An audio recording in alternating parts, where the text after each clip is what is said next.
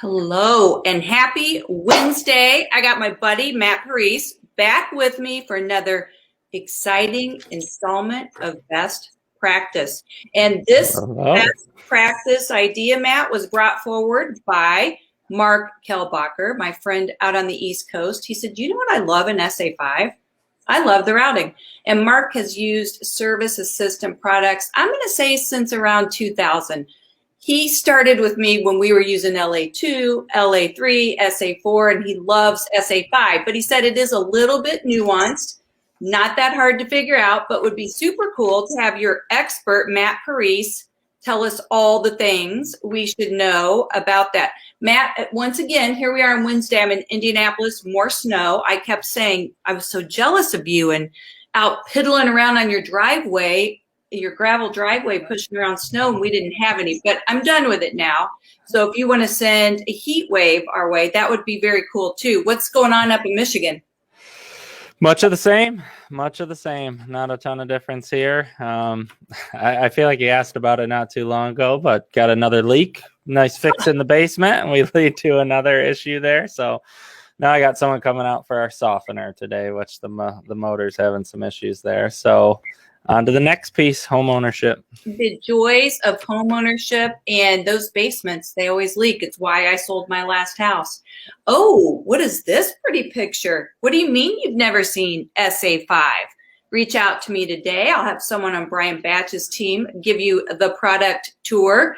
But that is what Matt's driving right now. So here's what I'm going to say about routing as an intro, Matt. I talked to someone not long ago. They're a startup, and they said, we don't really need routing software because we only have 3 stops a day. It's big landscape. Yeah, you probably don't. You can probably get to those 3 stops on Google alone. But when you reach a point of route density where you want to ensure your technicians are running the most efficient routes. Top 3 expenses in this industry: labor, fuel. Labor and fuel is what Routing Assistant does a terrific job of helping you maximize. And by knowing all of the little tips and tricks and how it works in SA5, it's going to be even more efficient. Excellent. Yeah, so we will kind of dive right in today. A little bit of a different approach from usual, but it's kind of best to sort of dive in, and we'll talk through a couple different scenarios today to hopefully sort of ramp you up for the new year. For those of you who haven't started routing this year, or you're new to SA5 and it's the first time that you're routing, there's a lot of cool things to take advantage that maybe you have historically not taken advantage of. So we're going to kind of run through that feature set there, talk about what we've seen with some companies that I thought had a really nice approach to it. We'll talk about just overall kind of the perspective there and see where there's room for improvement, and kind of highlight some of the things that exist here from routing within SA5 as well. So again, navigation there, I'm sure everyone is familiar if they're utilizing it. We're going to go up to our invoices and our invoice printing in this scenario here.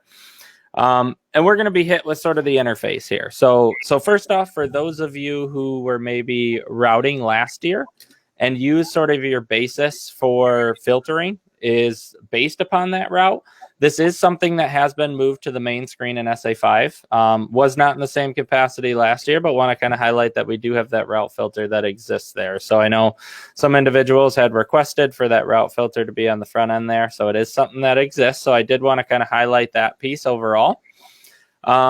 Now, obviously, we're going to take a look at this screen as a whole, but I want to kind of highlight a couple things that are going to be new for any new to SA5, or maybe some individuals who haven't utilized it in the past.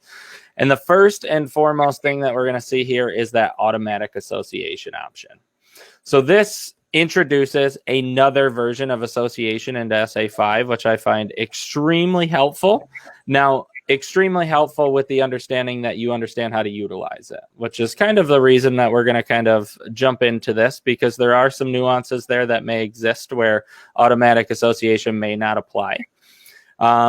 So kind of looking here, and if you've never seen the SA5 interface here, essentially we're looking at everything on the left-hand side as unselected and everything on the right-hand side as selected. So what we're actually polling for that day.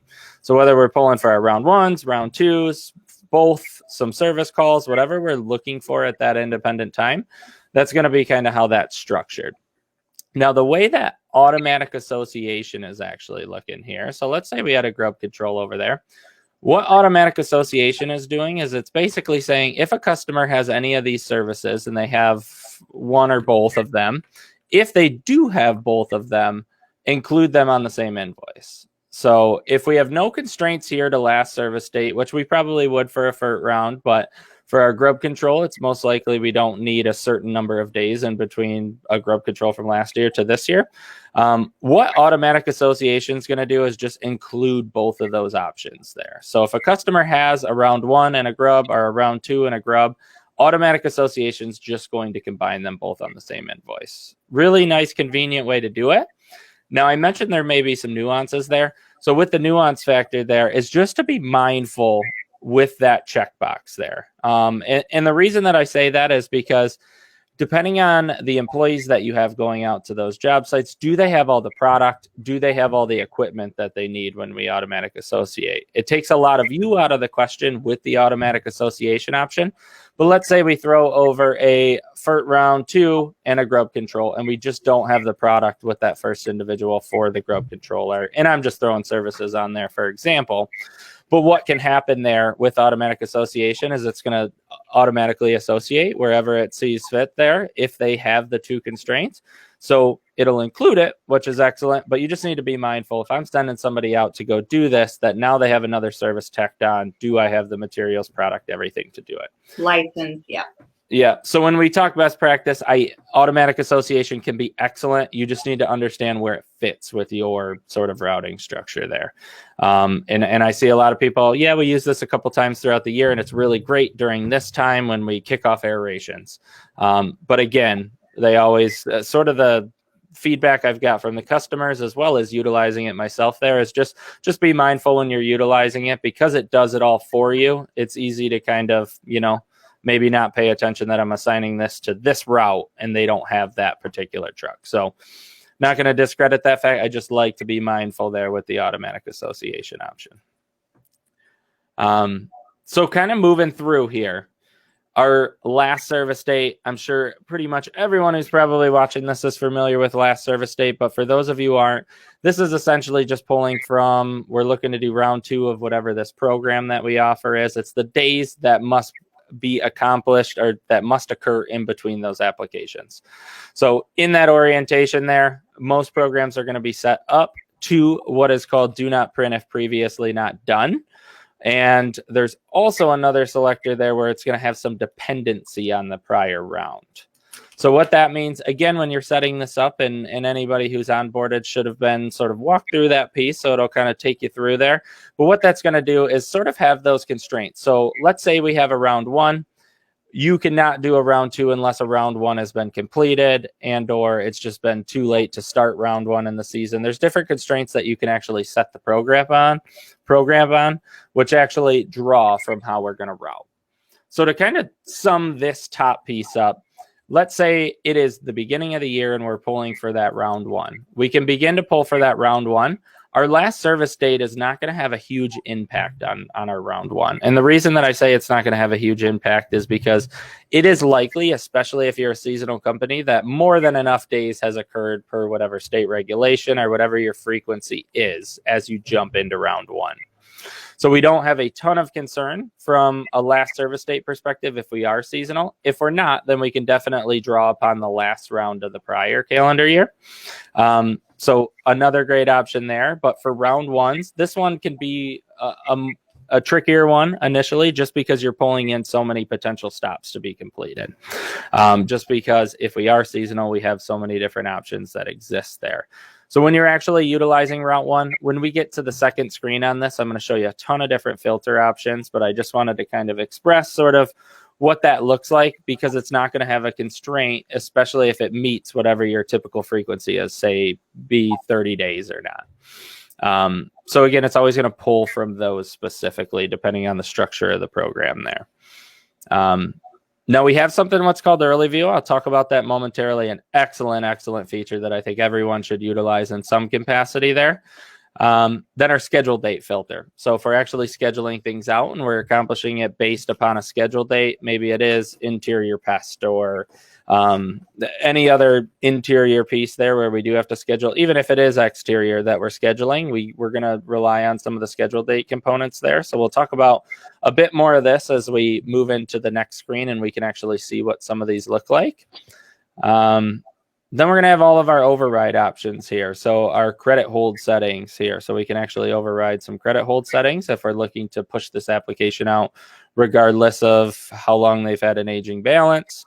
Our association options, excellent options here. So as we kind of roll through, and we're going to take everything full circle if I'm throwing anybody off right off the bat, I just want everybody to have a basic understanding before we kind of dive into some different scenarios here.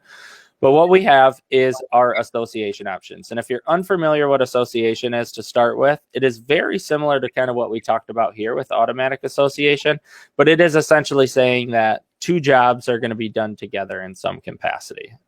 Typically what we're going to do this, whether we're doing it now or later. Now with association, if you're unfamiliar with this option, there is actually three opt-out options with associations here. So customers with or without associated services. And again, not trying to get anyone into the weeds, but these features are awesome if you're not utilizing them, because what this can do is it can actually say, anytime we're doing this program, this job, what would commonly go with that? And what we can do, again, with these options, customers with or without associated services, let's say that grub controls that service. It's most likely not, but just for the sake of this example, it could be anything. And we have these two. What this is going to do is basically say, if they have this service and they also have this service, put them on the same invoice. And you'll notice the difference between automatic association and when we actually associate down here is that I actually have a independent last service date filter. So if this is another round of a different program, let's say you do, FERT and you do pest. Maybe you like to do them together for efficiency there. We route. We don't want to go there multiple times if we don't have to. Now, obviously, if the frequencies reside differently, then we have to. But if they can match up, we can actually come down here, adjust whatever that last service date is. So it'll give us the ones that can actually be done with the constraints there.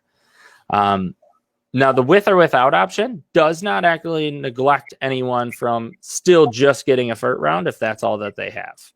So that's kind of where with or without comes in. Associate them together if they meet the constraints. If not, we're not concerned and still give us the service that we're actually trying to pull for.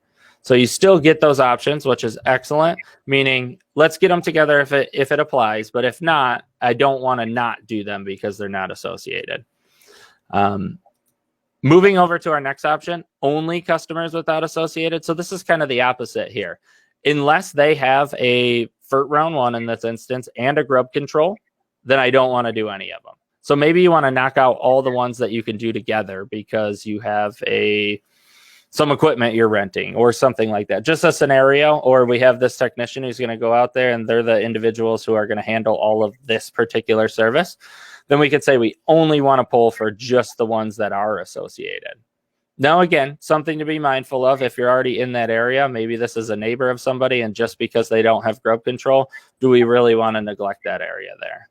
And what I really like about this overarching option here with any of the association is that we can always get to the next screen, see what the results are when we're first playing with this to really understand what this actually looks like, and then sort of revamp, go back. We can clear them out if we need to. So as you're experimenting in the beginning of the year, I highly recommend you play around with some of these options and see if they can apply to you in any scenario.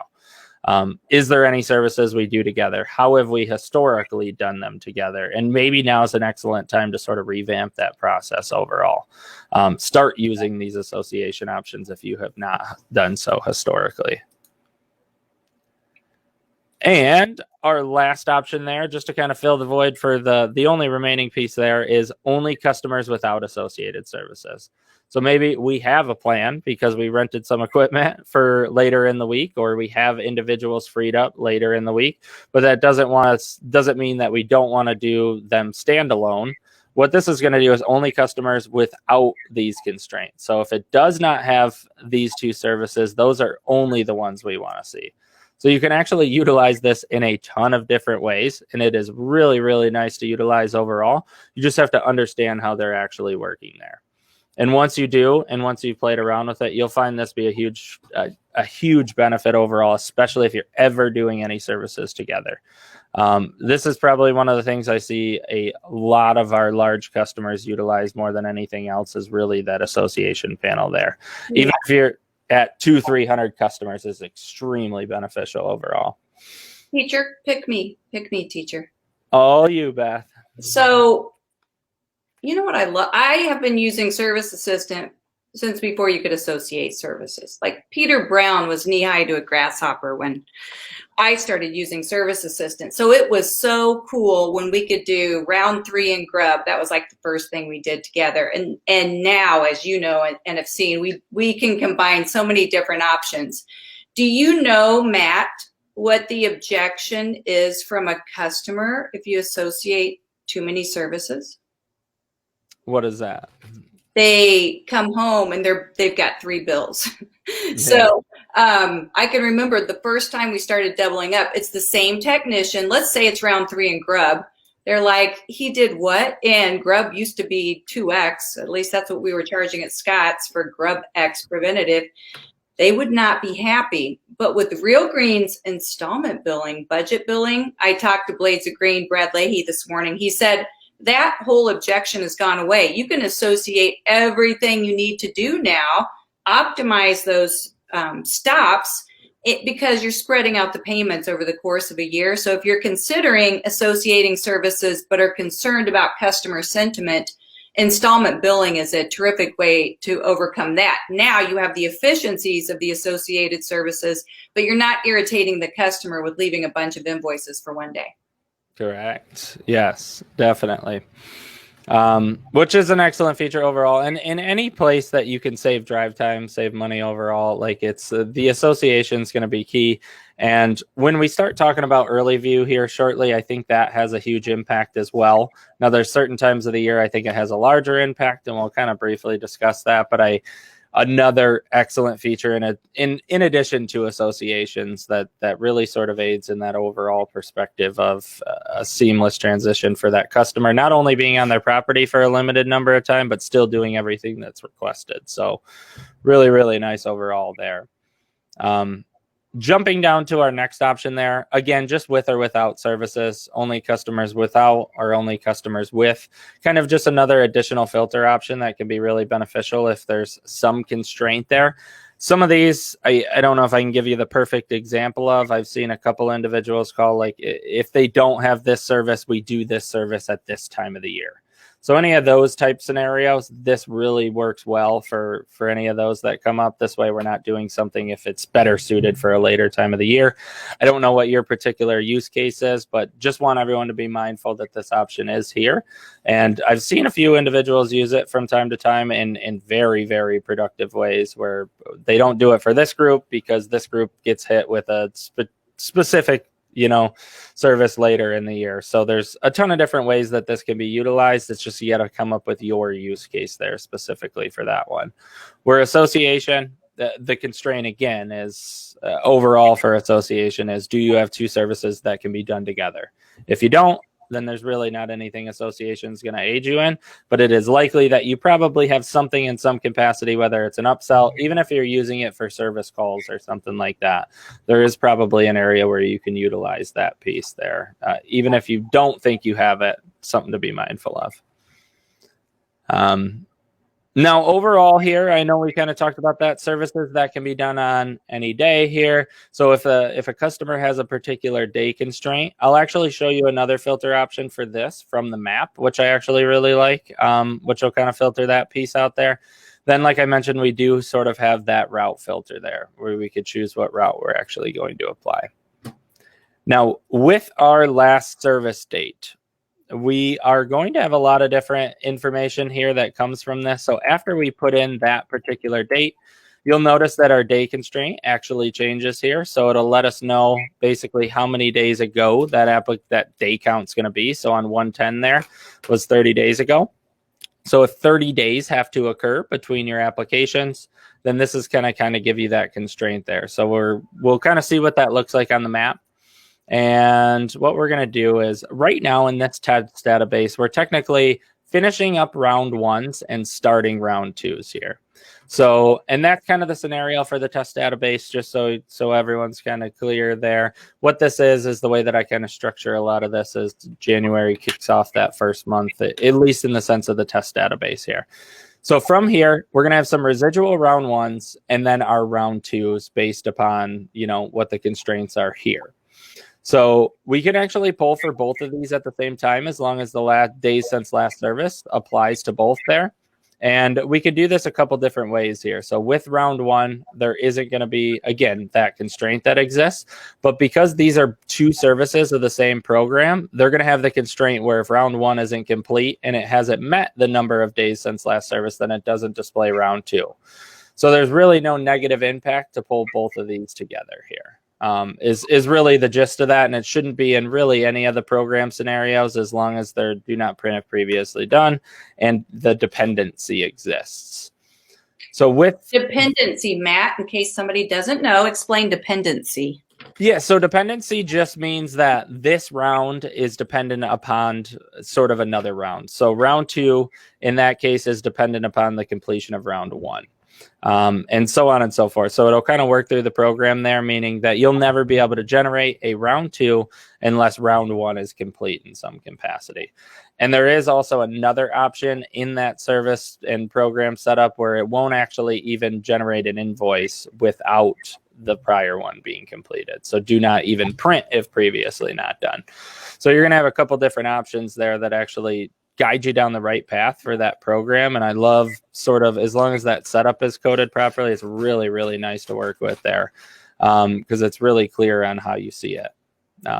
Now, again, being mindful of our automatic association option here. Now, even if we had this on, these are not set to be, because of the dependency, it's not going to have an impact there because it's just not going to allow it because it shouldn't at that point in time because they always are dependent upon each other there.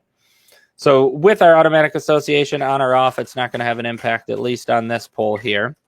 And we're going to have what we consider sort of our add to search option. So even taking all the other filter options out, we can actually add to search here.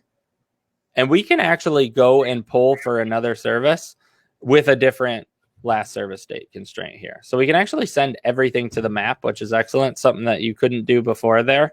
Prior to SA5, this option allows you to just keep sending things over in whatever capacity. Now I do have to bring these back over and then select my next stops that I'm going to do or whatever those additional services are, but we can actually bring in all that information as well. Now, once we have completed sort of whatever services we're looking to add there based on whatever constraints we have two options here where we can either go to map or go next. Go to map is going to do simply that, take you directly to the map. Now, next is actually going to take you to the filtered list of those customers here. And again, all in our test database that exists here is we're going to have sort of the full breakdown of all the services that are going to be pulled that day, or at least that we're going to bring to the map. Now, from this screen, we have a ton of additional filter options here, starting with kind of our preset group by options here. So something like we can sort them into different routes. We could sort them into route and day, territories. We can even sort them by zip codes, and that'll really just kind of break each of those stops up independently. Now, those are just sort of the hard-coded filters that exist up at the top that'll help us with sort of the sorting.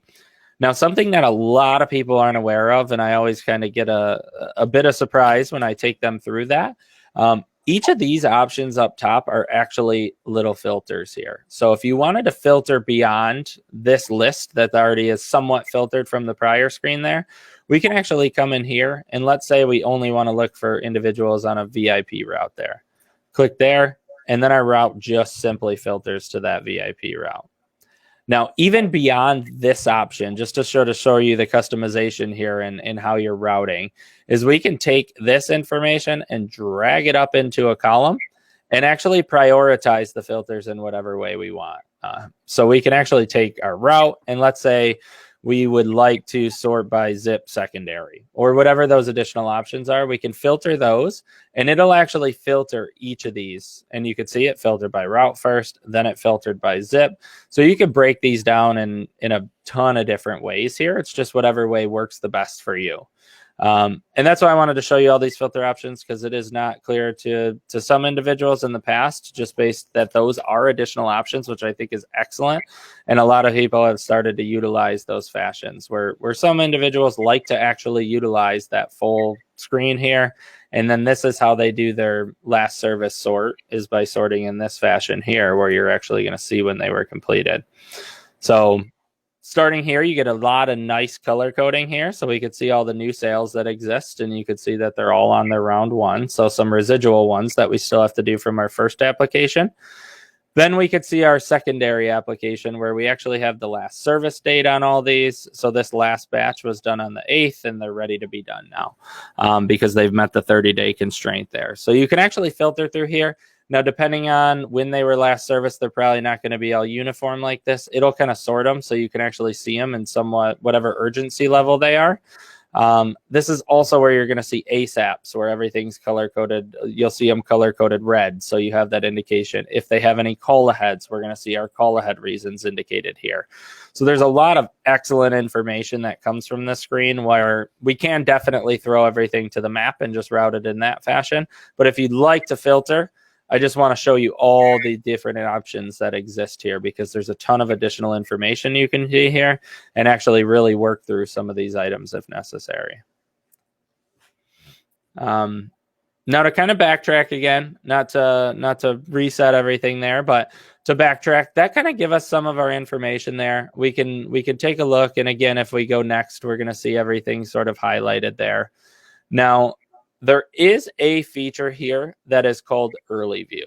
One of my favorite features by far there. And what this option does, and it's displayed right here, is it'll actually show you stops that may have different, a different criteria for when they were last serviced. So if we look at Early View, by default, most of your early views are going to be set to 5 days. It's just how the screen defaults, and maybe you haven't been aware of how it actually operates. And it is something that once you understand it, it'll make complete sense. But until you do, it can be a bit daunting to utilize. So first question I always ask anybody who wants to utilize the Early View option is, what is this day count that you're putting in, and why are you putting it in? The reason that I ask those questions is a lot of people put 30 days. Well, that's roughly the amount of time I want to have in between applications, or 18 days, whatever it happens to be. Doesn't matter on the count there. Now, is 30 days some sort of, state regulation that exists? Is it something there has to be 30 days in between applying this product and this product? What is your product labeling? Yeah, definitely. So what is your reasoning behind that overall? And the reason that I ask that is because Early View, there's a lot of different things that can accomplish. And from the customer, sometimes I'll hear 30 days. Yes, that's our hard count. And then I always ask the follow-up question, well, at 29 days, if there's no state regulations or anything, would you do a stop if it was a neighbor of a stop that you're doing today? And the answer is pretty much always yes there. But what is your variance? What's going to be more beneficial to you? And even if that stop has that constraint, maybe we wait till tomorrow to do all of these, So there's a lot of different things that you could get out of the Early View. And that's why I like to kind of stress this piece specifically. But if we look at last service date, we have our last service date 30 days. Whatever our Early View is, we always want to remove that from the last service date count. Now, I know you're probably not following just yet, but so you can kind of see. So if 30 days is our constraint, what is our variance there? So let's say I'm okay with doing the stop, 5 days early, 3 days early, 2 days early. Whatever you define there needs to have a direct impact on your last service date count. So if we look here, we go to Early View. I'm going to say my example is 5 days. This can apply to any day count. It's just what you structure there. But then I'm actually going to take this and then bump that down to 25. Now, you may be asking why I'm doing this, but I'll kind of shed some light here in a second. What happens with Early View is the day count that you put here, it stacks on top. So it's technically going to color code, and you'll see these in a different light. The services that are 26 days ago, 27 days ago, 28 days ago, and it's going to highlight those in a different color. So you're actually going to see them. They're going to be considered sort of early view there, and it's going to shed a bit of light where you wouldn't typically kick off till 30, and that is what those 5-day variance is covering. So anything that is within 26, 27, 28, 29, 30 that exists there are going to be color coded separately because it takes those, whatever your count is here, and takes those days and color codes the first ones in the next series there. And I'll show you what this looks like because, again, I understand it can be a little confusing right off the bat there. But we're going to add to search, and we're going to just go directly to our map here. Now, you will notice that the ones with the dark blue halo are what we consider the early view stops. And the reason I just pull up the map is because it's the easiest way to explain there. So we could see the ones that meet the criteria there, uncolored. So right there, well, not uncolored, but they have 32 days since last application there. So anything over 30 days, which was our original constraint.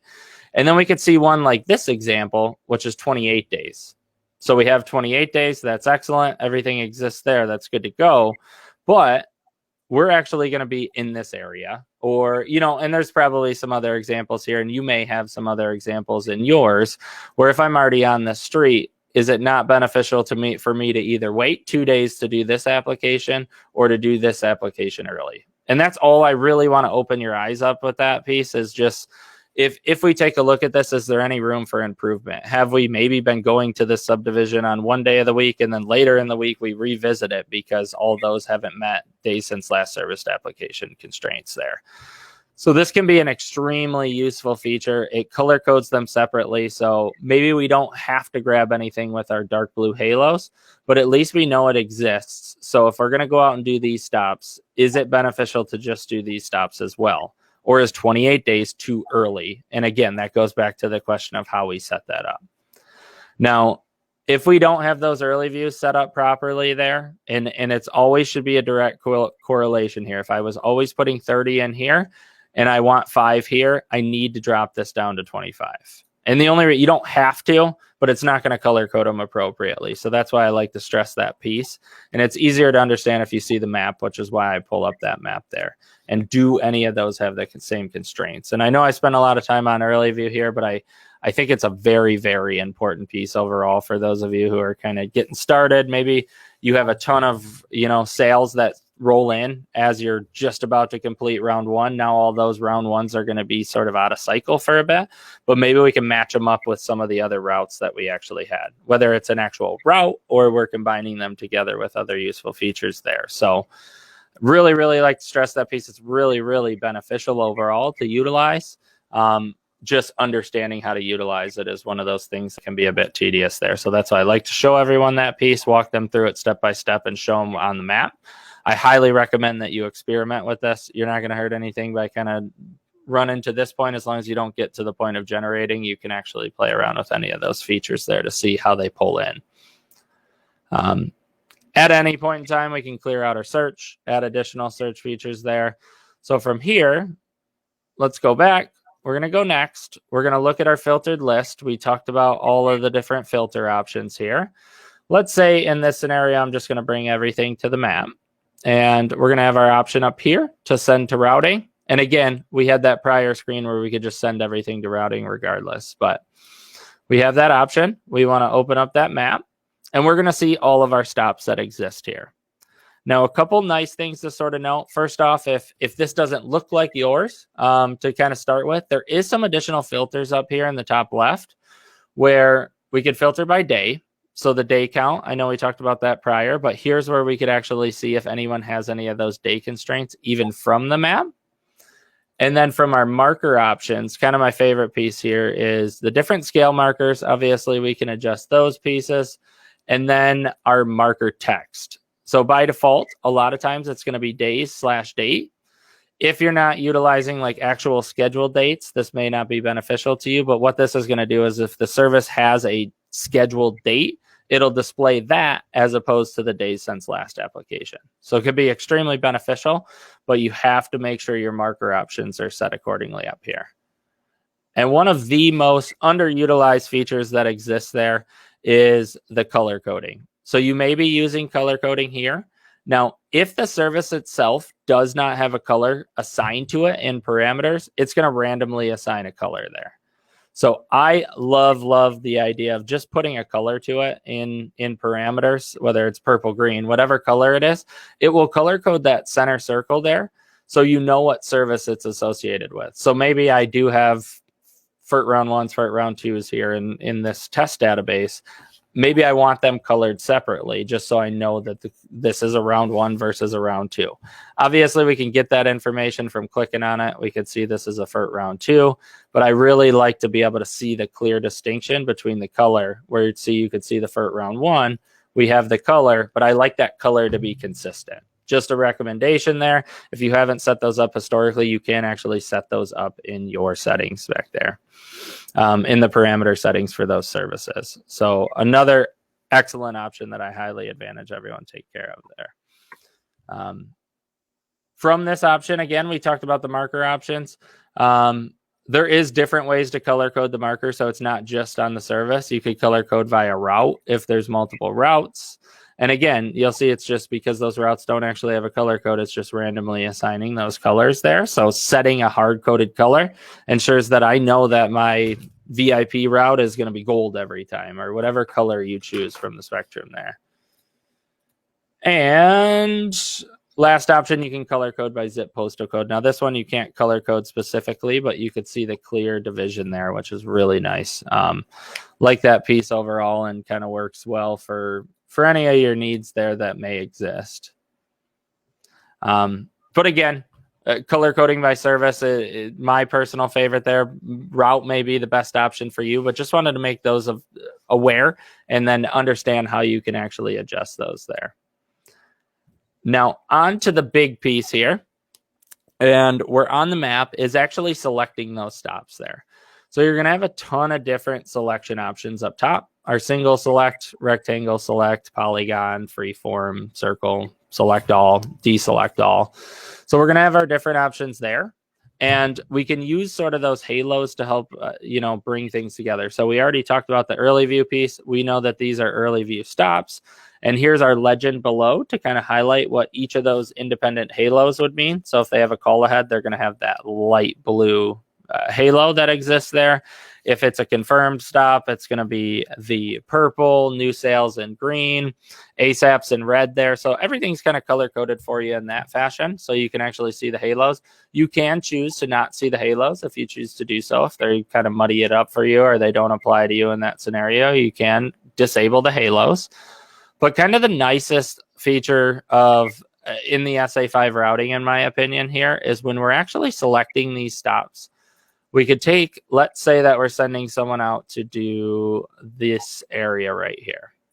Now, doesn't matter what we're doing per se, if it happens to be these ones or whatever route we want to take there. The nice thing here is that we can optimize this. And if we're pulling for multiple technicians in the morning, I can come in here. Let's say I want to assign this to myself for tomorrow, create the batch. After I create the batch there, those stops drop off the map and I can actually route for my second technician now. So at this point in time, if I had a technician going out for those stops, I can take this next group of stops and actually bring in that next technician right there on the same map. Get the stops, I can optimize them. Then from here, I can come in and choose what technician's going to do that next one. So if we go here, let's say we're going to do this tomorrow as well. Create batch. Now those stops drop off the map. So you can actually run multiple batches from the same map. You no longer have to sort of regenerate that overall. So it's really nice from that perspective. As we get ramped up, we can assign those stops to those corresponding technicians, but not spend a lot of time navigating back in and out of the routing screen there. All of it can just be done in one swift movement there.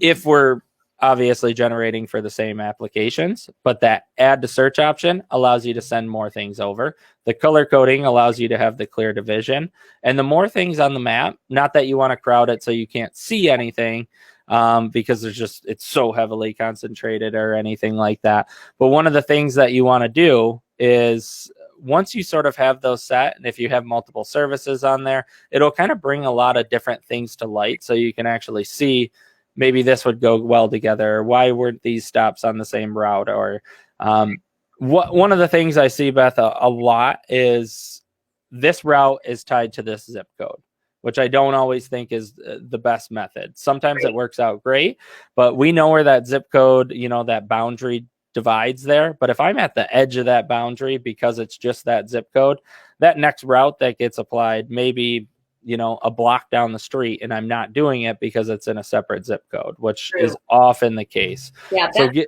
random USPS view of things, not the Matt Parise best in class routing. Yeah, so that's just one of the things that I like to highlight there, is just having that zip code there that exists, and directing it to one route specifically is not always the best method. So I just like to kind of highlight that. And if you bring multiple zips to the map, or any of those other options there, the more things you bring to the map, the more likely you're going to be able to see a trend there, which I think is really important. And that's why I like to push that piece overall, because it is something that is extremely beneficial there. And the multiple technician thing, if you haven't utilized that, I can't stress that piece enough, just on the importance there. Now, once the batches have been created, it's pretty much all straightforward from here, where we're going to choose what forms we're actually going to send those individuals, but we're going to have those 2 batches. And here's the piece that I like the most about this, is that if, for whatever reason, I close that out, I can actually come back at any point in time. Now, I haven't actually generated those routes there, but the way that this is structured is now I can go back to invoicing. And as long as I got to the batch creation process there, my batches stay, which was not something that occurred in some of our prior offerings there, which I think is amazing. So it kind of gives you, as long as I get the batch there, I could be at a stopping point in some capacity. If somebody needs me in the shop, or, I have to take a phone call, I don't have to finish this whole piece right at this point in time. I can get a little sidetracked as long as I got to the batch creation process. And at any point in time, I can come back in here, click print batches, and it brings me right back to where I left off, which is just one of the really cool things that I like to kind of discuss there.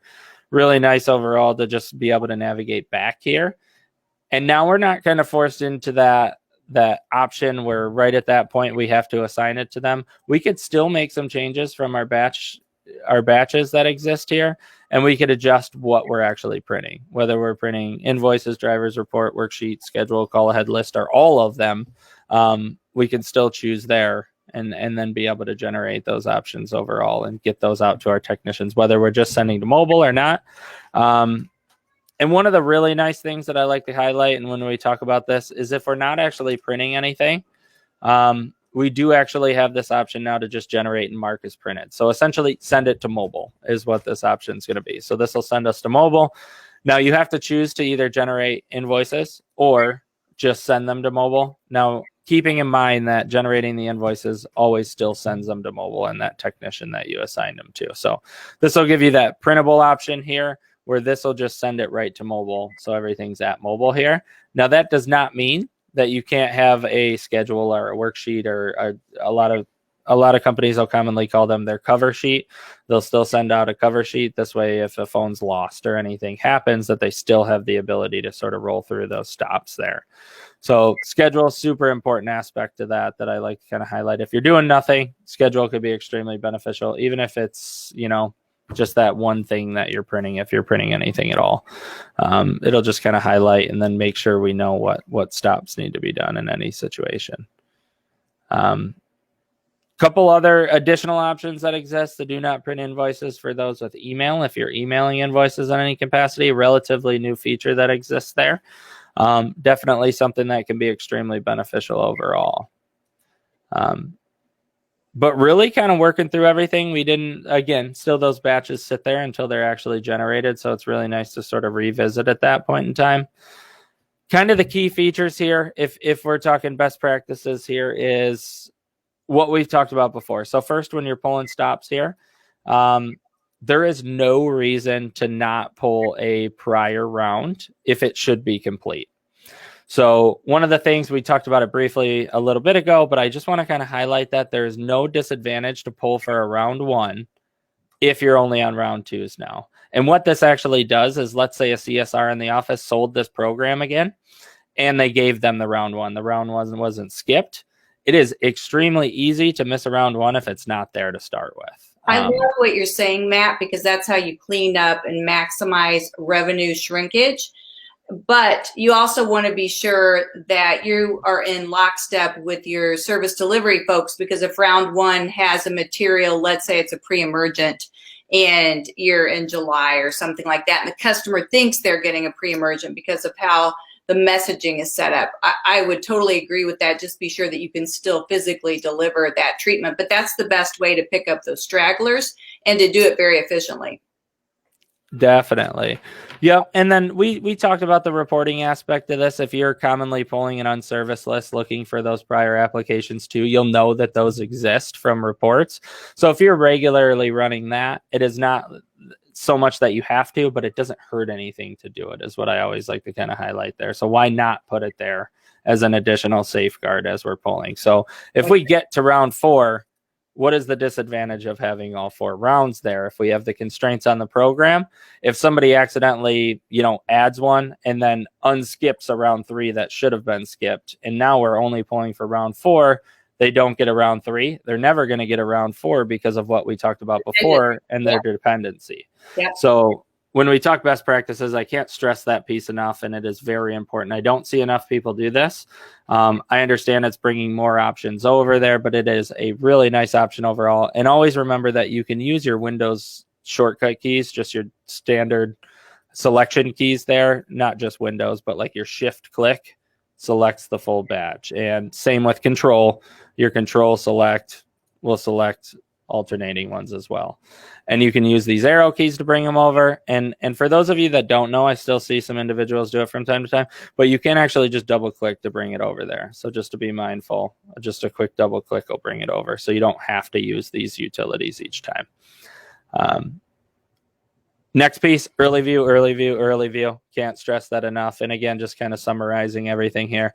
Early view is going to be huge for you in any regard there. At least give it an option there. Pull it a couple times. If you don't want to pull the stops with the blue halo, then don't pull the stops with the blue halo. It's really simple, but at least see if it can help you in any way. If you're about to go out and do a batch of, a series of stops, or we're going to go out and service this area particularly, but for whatever reason, early view is showing us a ton of stops that can also be done as of tomorrow in that area, and there is a constraint. Maybe we wait till tomorrow on these stops, or maybe we do these stops a day early, or maybe they haven't been combined for some reason in the past and it's clearly defined there. But at least take a look. It does not hurt to drop that early view in there. It's going to color code some stops in there. As long as you're not selecting them blindly, then you're going to be just fine there. So I just like to utilize it if it has an impact for you. If it doesn't, it's not going to hurt. It's not going to hurt there to at least try it. Maybe there is one, even if you're really hard pressed, like I could do this at 29 days as opposed to 30. All those options that exist. If you haven't used associations, again, travel down that path. It is really nice. It'll help you in a lot of different ways. If in any scenario you're doing 2 things at the same time, which I would almost agree applies to almost every company that we work with, but just see where that could fit in and play with the options here. You can really kind of take a look and see.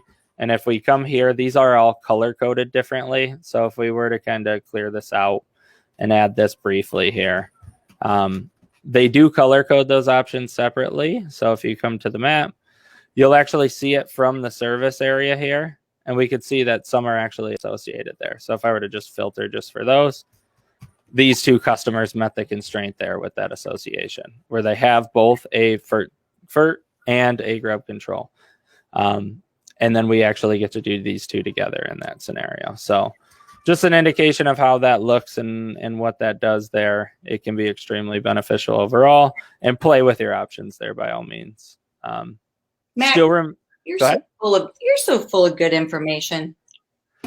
I'm glad to hear, and hope this can help anyone. And again, I know it's kind of a high level overview. We have some content on a lot of this piece here, but I just want to kind of stress overall just the importance of kind of running through those. And if those are all new to you or are unfamiliar with them, play around with them, especially before you kind of branch into your busy season, I think it'll have a huge impact on everything overall. Well, that's the key. Even if you routed all last year, or you certainly if you have a new router this year, just ensure you're maximizing all of the best practices that Matt laid out today. It's going to make your life easier. You're going to save gas. It went up 10 cents a gallon here in Indianapolis last week, Matt.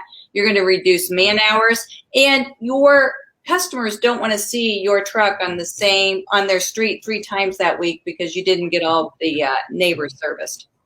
Definitely. One last thing, Beth, before we kind of let it go.